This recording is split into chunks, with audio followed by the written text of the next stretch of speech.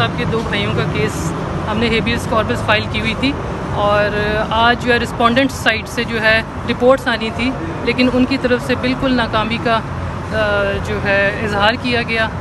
जैसा बहुत ज़्यादा खफा हुए इस पर कि कोई एक सिंगल रिपोर्ट, कोई एक सिंगल एफ़र्ट भी नहीं की गई।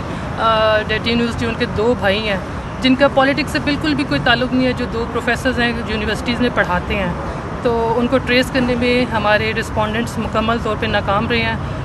तो मियां गुल साहब honourable justice law Islamabad high court ने इन पर्सन जो है बुला लिया है सेक्रेटरी इंटीरियर को और सेक्रेटरी MOD को, IG इस्लामाबाद को और जो है DG FIA को इन पर्सन बुलाया कि आएँ और जवाब देंगे।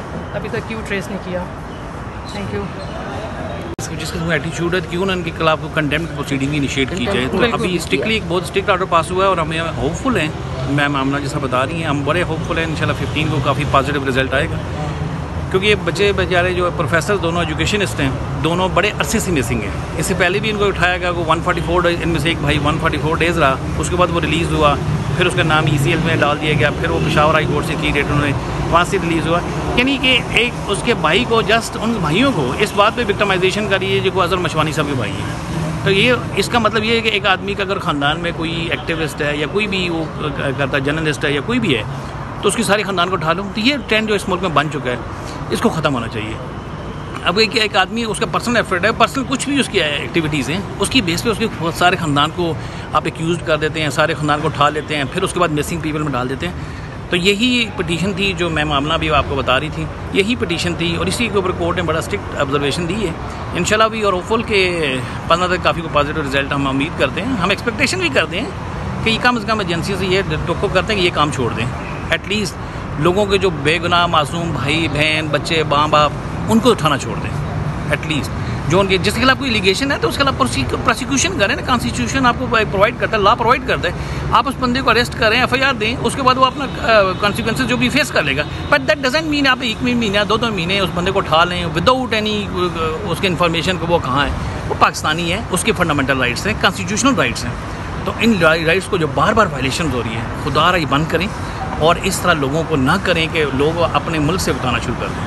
हमारा ही मुल्क है, हम सब का मुल्क है, हम सब इस मुल्क से प्यार करते हैं। अब हम आज ये जश्न आज़ादी की यहाँ पे हाई कोर्ट में लगे हुए झंडे, तो ये आज़ादी है जो हमारे बच्चों को या हमारे भाइयों को या हमारी बहनों को या हमारे माँ बाप को या किसी को शख्स को उठा के आप कैद करते हैं, तो ये इसी आज़ादी कहते हैं हम, कि ये आज़ादी उन बेचारों को हम दे रहे हैं जो उनके फंडामेंटल राइट तक नहीं दे रहे। तो यही चीज़ थी और यही इंशाल्लाह 15 को उसका हम होपफुल हैं।